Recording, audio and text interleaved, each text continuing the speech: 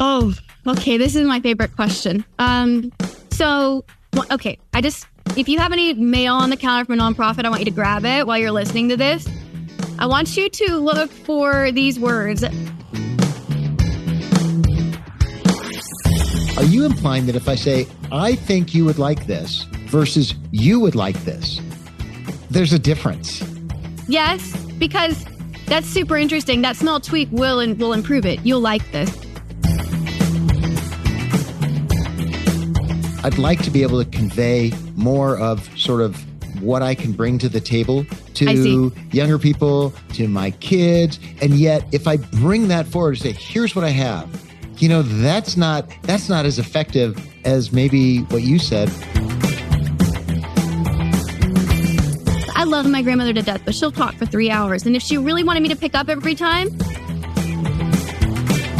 Welcome to the Stubbornly Young podcast for people in their 50s, 60s, and beyond who want to remain engaged in the world and relevant to the younger people in their lives. I'm Dave Tabor, and in the past, I've explored stubbornly young topics with people who are kind of like us, closer to middle age, or maybe are. Since one of the objectives for me is remaining relevant to the younger people in my life, hence this podcast, it seemed time to bring one of those voices onto the podcast with me. And I thought of Danielle Wallace. I've gotten to know Danielle in context of work. She's a consultant to nonprofit fundraisers. And what caught my attention is her high energy, no nonsense advice. And I'm going to ask her for that around topics like communication, social media, who knows what. Danielle, are you ready? Oh, I'm ready. Let's get into it. Good. Yeah. Well, let's start with social media. I mean, what's the energy that you and your peers are feeling in social media now? Sort of like, how would you describe that energy? Oh, the energy, people don't pay attention. So when one of my little siblings, I look at anyone at the mall, if you go to the mall anymore, people just scroll. Like they're not staying on a video for longer than 3 seconds. So the energy is entertain me, make it, be shocking, be something, and you only get 2 to 3 seconds. So it's pretty bad in terms of people don't get on social media to buy things very often anymore. And they also don't get on to learn things. Whereas I would say 5 years ago, people were getting on to learn things and whatnot. Well, what about you and I have talked about sort of this notion of urgency, the idea that social media is urgent. Like, what are you seeing? And are you buying into that? Yes, I would say because the attention span is just so small. If you are a marketer and you're trying to get people to do something, there has to be a sense of urgency. That's why you're having things like deadlines or the sale ends tonight. So as the consumer, there's no urgency, but from the marketing side, there's plenty of urgency. And I know, like if you go online and you type in human attention span goldfish, you're going to see things saying, no, the human attention span is not less than a goldfish. Because there was articles that came out in 2015 that said that basically a goldfish has an attention span of 9 seconds. Humans are around 8 seconds and it's dwindling every year. So I don't care that it's not technically less than a goldfish, just you'll remember it that way. We're basically on par with a little fish, but worse. So urgency is really important, whether it's direct mail, email, any of that. What do you think that means to like me, my audience, as we're thinking about being relevant to younger people in our lives? Does that mean we have to be abrupt? Deep thoughts are no longer important? That's really interesting. The way you would engage people in deep thought would be engagement. So if you can do a thought-provoking intro to the podcast or anything that sparks controversy, they don't listen to the full message. The goal is to get them to engage. So we've got urgency, how to communicate something quickly, but then there's another step because if you want to communicate fully, you have to leverage engagement. So what about, as I talk with you and in context of sort of some of the social media that you're engaged with, probably TikTok, probably Instagram Reels, like as somebody in my space who's, I'm not particularly active on TikTok. I don't use it at all. In fact, I disinstalled it or uninstalled it because of all the concerns about. Yes, exactly. So can I even be relevant if I'm not paying attention to those media? Oh, that's a great question. So I think 1000%. And I think the literature shows that we don't see, for example, in fundraising, we don't see people leveraging TikTok to raise all their money. TikTok and social media plays a supportive role. We still have email and direct mail as the workhorses of fundraising or communication. So even for like Ulta, like the mega makeup brand, there was some study that I was reading where they reincorporated direct mail for re-engaging customers. So they didn't purchase the product, they put it in the shopping cart.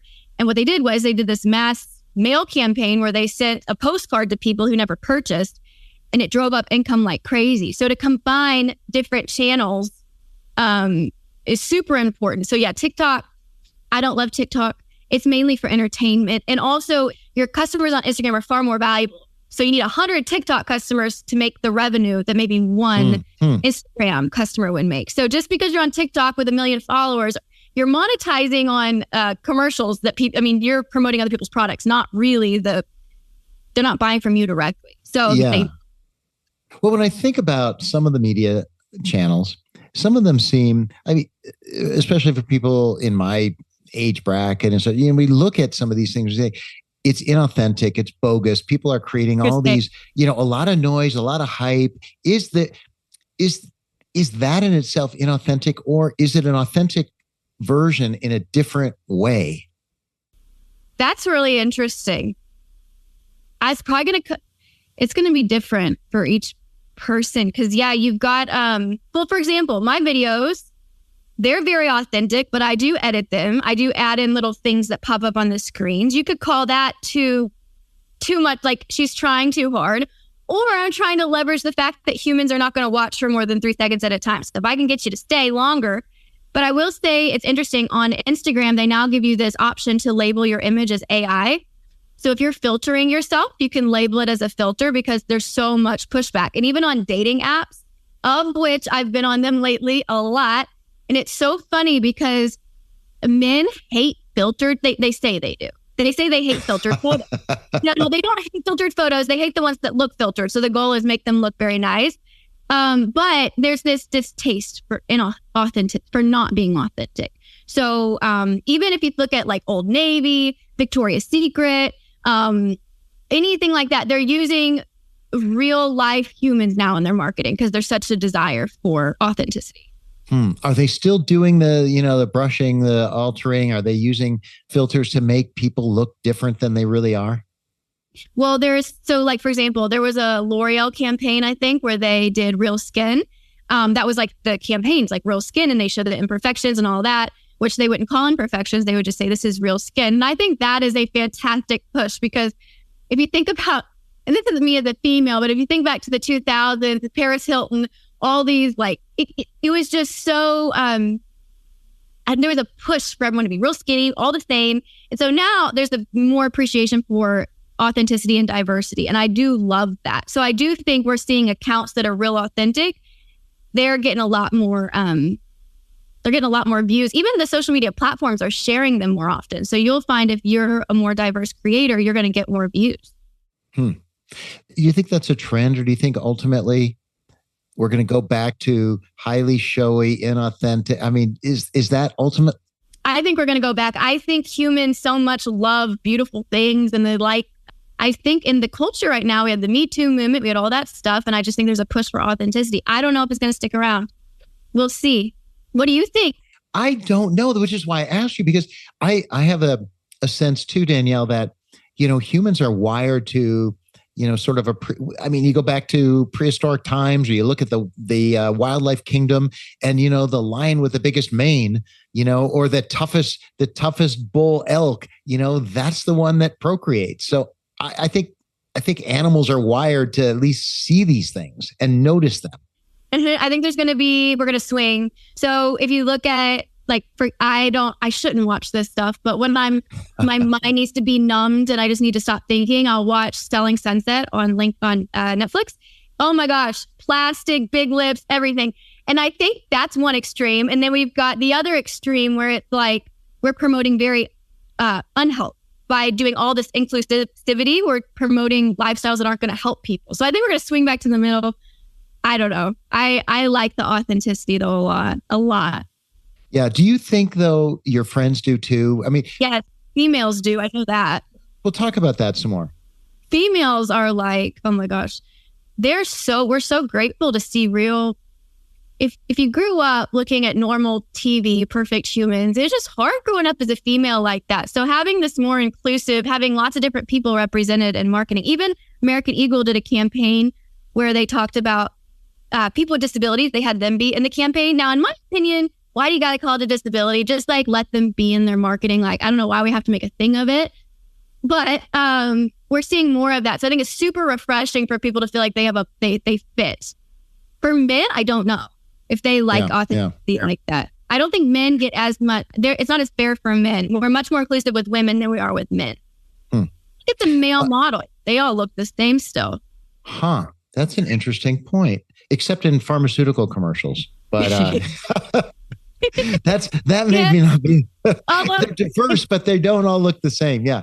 In pharmaceutical commercials, that's not authentic. They look very happy. And I've never seen anyone on that many drugs that feels happy. That's a good point. We've got a little bit of inequality in our marketing, not quite accurate. But yes, that's it. So yeah, think about men though. Men never get, even when we talk about eating disorders, stuff like that, people care about women right now. Nobody's talking about men. I think I don't know if you might have to edit this part out, but I think there's a demonization of men right now. And I don't think it's fair.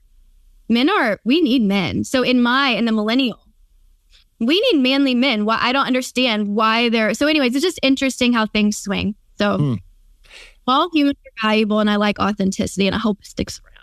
You make a living helping nonprofits, you've alluded to this a little bit, improve their email marketing.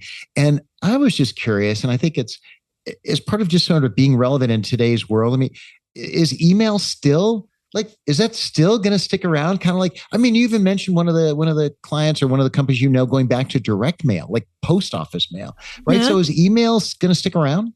Oh, I love it. See, that's such a good question because people say email is dead and direct mail is dead and neither have died. They've been around. They're thriving. No, email's not going anywhere. So for example, direct mail will tend to pull a much, much, much higher response rate, like a 5 times higher response rate than email. But email is much cheaper. But when you combine the two, so for example, like multi-channel donors, so a donor who gives via, online, via mail, if they're giving on more than one media channel, they're going to be worth 3 times more. So I haven't looked at the stats in marketing, but it should be similar that you want a customer, buying in store, online. No wonder they want your email. So an email is everything because you could have a crazy, awesome social media account and they change the algorithm in your song. So you've got to have an email. And I need to take my own advice because I do these videos on LinkedIn. I never get an email. Like, I'm just like, so emails are so important. Without that, you have nothing. So my nonprofit clients, the goal is get the email. And if you can, get the address, get the phone number. A lot of times on a donation form, I'll say, hey, you don't want to have too many form fields that you require because it'll reduce conversion rates because 60% of people bounce on a donation page. So what I do is if you can have an asterisk by the phone number or by the address if you need that, but not make it mandatory. So it looks mandatory, but if they try to click through, you still got as much as you could. So there's always things you can do like that. Clever. Well, I was going to ask you another question because a lot of my listeners, I think, are on nonprofit boards. And some of the things that major nonprofits do right and wrong. I mean, you see them all the time as you help them, even pretty established nonprofits as they message, as they push emails. Share some of the things that listeners could know to be watching for in the places they care about. Oh, okay. This is my favorite question. If you have any mail on the counter from a nonprofit, I want you to grab it while you're listening to this. I want you to look for these words, partner with us or join us. Or we want you to come on board with us. The partner with us, join us is like awful. It's great if you're one-to-one and you've established the relationship. But why would I want to join you? I don't know who you are. You're mailing me. You're from nowhere. So it's literally very egocentric and presumptuous to assume they're going to want to join you. You haven't done the work yet to make them want to join you. What's the better way to do it?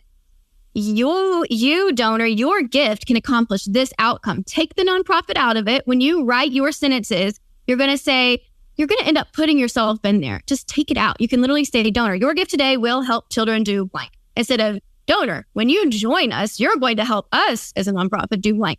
So take you out of it. And bragging is not the way to get a gift. This happens, huge nonprofits, this is what we did last year. We helped 50,000 children or 100,000, a million children, and you should give to us because we've helped that many people. That's not a great way to get a gift. The best way to get a gift is to tell the donor, hey, your $1, your $20 can have this incredible impact. And you build trust through your communications over time, through the cultivation, the phone calls, the emails. You don't build trust by saying, hey, these are our results. Because trust in nonprofits is going down anyways. So the best way to build trust is relationship, not throwing results at their face. Something else is But don't results. I mean, there's been a big trend. I'm interrupting you because there's been a big trend of how important it is for nonprofits to put out an annual report, to demonstrate that you just rolled your eyes, to demonstrate that they're actually effective, that they're actually putting the money to work. You don't seem convinced by that. Oh, I don't. I think it's really poor. I think it's a waste of money. And it's not my feelings on it. It is. If you look at what those raise, what would raise much more is the executive director communicating with your top donors, having major gift officers talk to your major givers, update them. You can bring that report and show them, but people don't read those things front to back. So especially your massive file. So let's say you've got, 1,000 names, even like 250 names on your list. They're not waiting, hoping you send them that report. They're not like waiting. Oh, on the calendar, it's time they send it. They want to know that their gift made a difference, that they're appreciated. So sure, do your annual report, but if you're going to do it, you want to include like a sticky note on it that says something with a handwritten element, something that says, hey, we thought of you and we thought you'd enjoy looking at what you've helped accomplish. Okay, so that's great for those of us who are involved in nonprofits. Now, is there a parallel? Is there something that you just explained that is applicable in life, that's applicable in connecting with young people in our lives? Well, if you're a grandparent and you don't know what to talk to your teenager about, there are things you can do where, like, let's say you knew your grandkid, maybe she likes to shop at a certain store. I don't know. You could send her a gift card, but include a note. I'm always like, include handwritten elements, something that is from you. Instead of just trying to show up for them how they want, you can always, something that shows that you thought of them, but has a handwritten element but short tidbits. As a grandparent or as an older person, you want to do short tidbits. Don't talk for 2 hours. Thought of you, love you, thought of this, and then hang up. I love my grandmother to death, but she'll talk for 3 hours. And if she really wanted me to pick up every time, we'd have short 10, 5-minute phone calls. Like, I wouldn't know that it was going to be short. Now tell me, because I don't feel like I answered your question. What are you thinking of specifically when you ask that question? I think sometimes I'd like to be able to convey more of sort of what I can bring to the table to younger people, to my kids. And yet, if I bring that forward and say, here's what I have, that's not as effective as maybe what you said, which is repetitive engagement versus like deep dives. Yeah. Repetitive engagement. That's very interesting. So for example, I talk to my father the most when I need help on a resume, or I know he has a skill set. So it's interesting I didn't know how you would leverage that, but you having a skill, because you're super sharp, Dave. Like, I was thinking, it's funny to me that you have this podcast about being relevant, because I find you incredibly relevant. Like, I want to shadow you for a day and figure out, how do you talk to people? How do you book calls? Like, I've already learned stuff from our short engagement. I think showing up when they want you, and then you end up providing little tidbits and help they didn't even know that you were going to give. But I think showing up's the first part, and then but amounts of time. That one was not my best answer. I'm not quite sure about that one.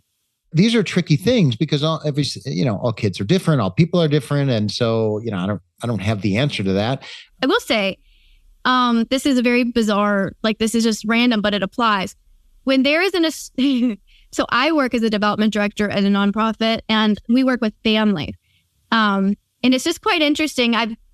When there's this is not my role, but when there's an estranged parent from a kid, my thought is, I don't say it, but you want to show up for your kid, consistently. Like, you text them every night at 8 p.m. I love you. That's all you got to do.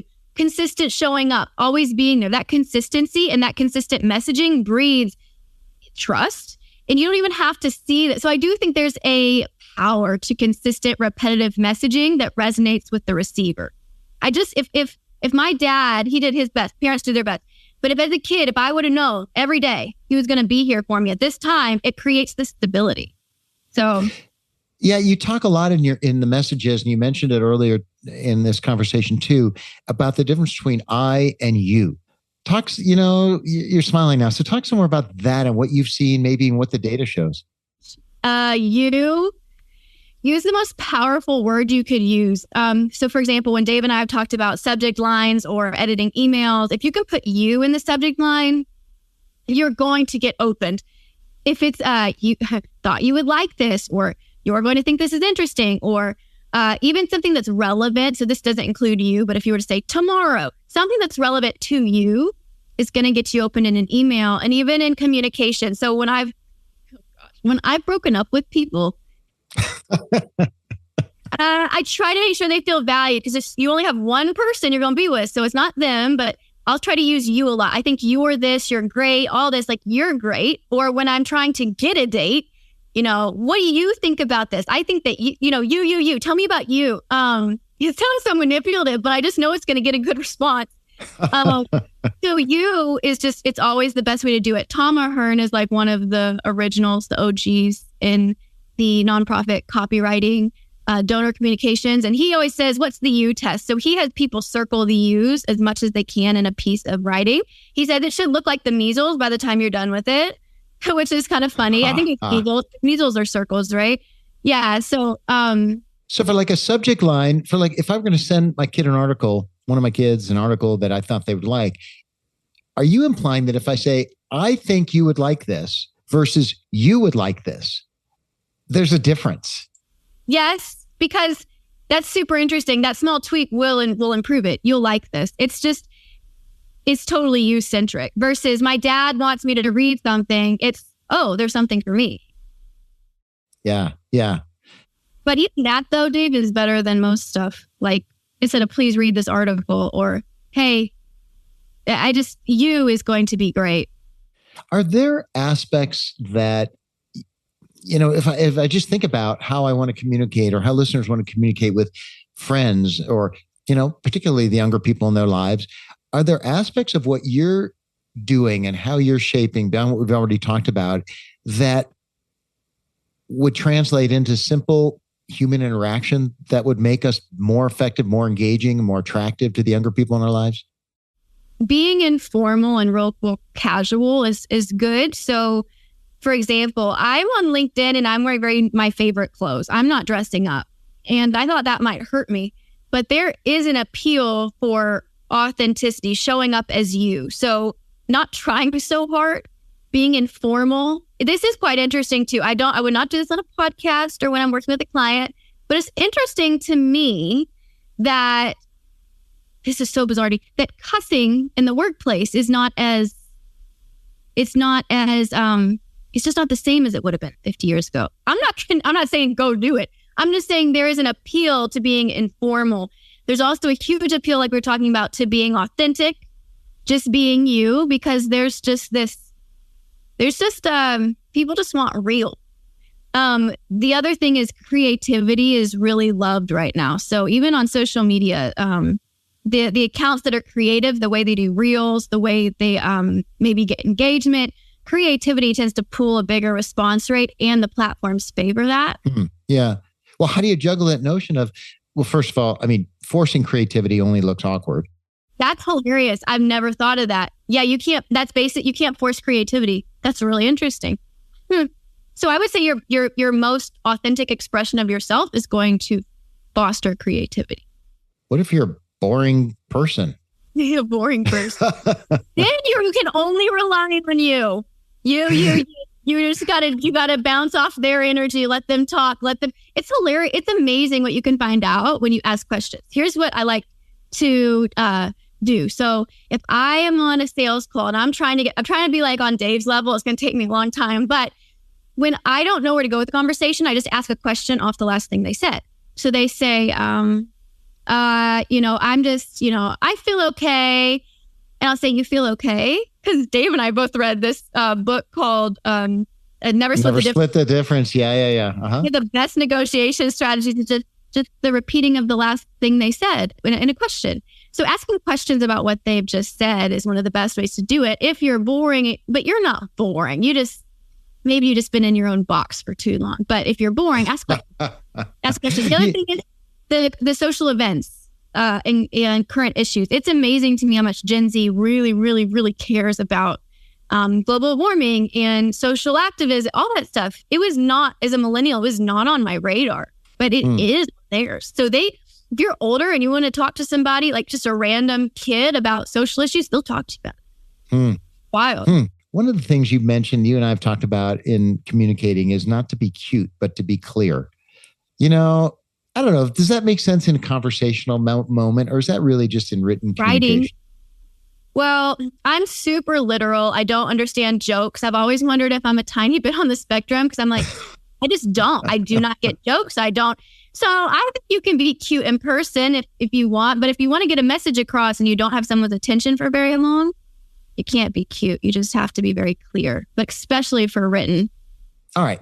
I thought, since I've got you here in this context on my podcast, Stubbornly Young, that I would ask you for your thoughts and your advice about, what this podcast could do to better engage both with my audience, but also sort of move into that flow of helping people remain relevant to the younger people in their lives, engage in the world, and so forth. Well, I think it's really honor you to ask me, because again, I really admire Dave, because there's so much in this small amount of time that I've learned from him, especially about how to communicate, especially professionally. So I feel honored you'd ask. There's something I want you to write down. There's a podcast called Diary of a CEO. And the way he does these intros, he'll basically have cliffhangers. So he'll do 6 different, short clips from the podcast, but they'll be cliffhangers. And that's a fantastic way to get people to listen. So for you, when you start, you have the best quotes from the interview, but they complete the thought. And so why would I listen if they complete the thought? So this is a thought. You could always try doing more of a cliffhanger type. You can do it for all of them, but I think instead of summarizing it, it's like an email subject line. Don't summarize that subject line. Don't summarize the message content unless you know they're going to open. Your intros are almost like that. If you know your audience wants it, perfect. You've summarized it. Otherwise, though, if you want them to keep listening, that might be a way to get people to listen longer. I don't know. That's clever. Listeners, check that out. I'm going to see if I can do it on this episode and then going forward. We'll see what you said, Danielle. That could be a cliffhanger. Oh, okay. Hopefully I give you some, because you can't do it with everybody. I totally get that. The other thing is, I think you've got some amazing experiences. Just the little I know about you, you've got a lot of life experience. I would be interested in hearing a couple, when you're talking about things you're interviewing, hearing a short story from you. So when we're talking about email communications, I think one of the emails you just got that you sent me would be interesting to mention, hearing something, your thoughts, because you have all this experience. So I find your stories or your experience quite interesting and informative, because I, as a younger person, not young, but younger, I would totally listen, because I want to learn from you as well. So I think hearing a little bit more from you would be good.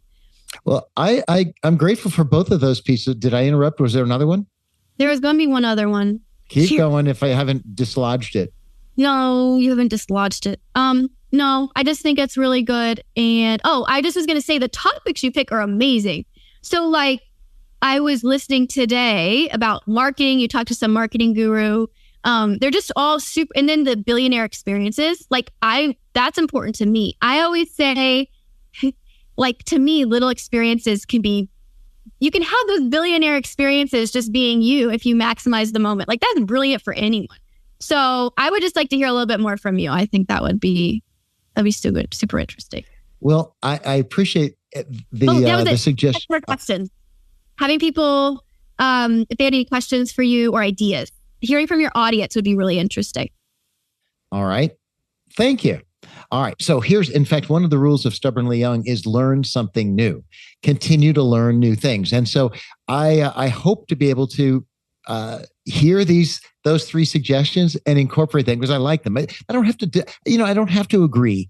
In fact, you want a story? I'll tell you a story. I mean, Yeah, one of the roughest lessons that I learned as an entrepreneur, way back when I was an entrepreneur, is that lawyers that we pay will tell us what's legal, but they won't always tell us what's right. And, and so there are things that I think, and there's a long story around that.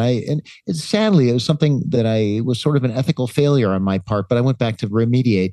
But there are things, you're right, Danielle, that I think as the host, I'll look forward to sharing going forward. And anyway, listeners, learning something new, that's one of the 9 rules of Stubbornly Young. And I am going to try to live it with your encouragement. Thanks, Danielle. Awesome. Thank you. Bye, guys. Yeah. Hey, I'm going to wrap up. And stick around for a second as I wrap up, Danielle. You may think of something else to throw in there. I'm your host, Dave Tabor. Today on the Stubbornly Young podcast, you've been listening to my conversation with Danielle Wallace, a nonprofit fundraising consultant and personal Stubbornly Young communications consultant to me, as you've just heard.